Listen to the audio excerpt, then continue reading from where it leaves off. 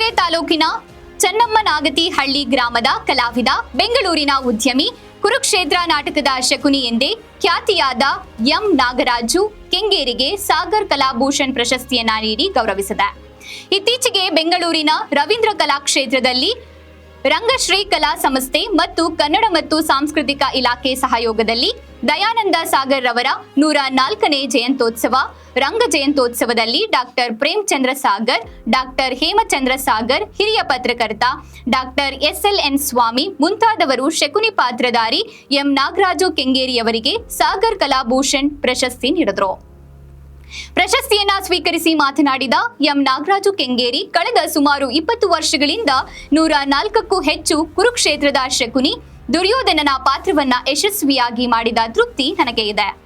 ರಾಜ್ಯ ಮಟ್ಟದ ಈ ಪ್ರಶಸ್ತಿ ಸ್ವೀಕರಿಸಿದ ನಂತರ ನನಗೆ ಇನ್ನೂ ಹೆಚ್ಚಿನ ಜವಾಬ್ದಾರಿ ಬಂದಿದೆ. ಕಲಾ ಸೇವೆಯನ್ನ ನಮ್ರತೆಯಿಂದ ಮುಂದುವರಿಸುವೆ ಎಂದರು.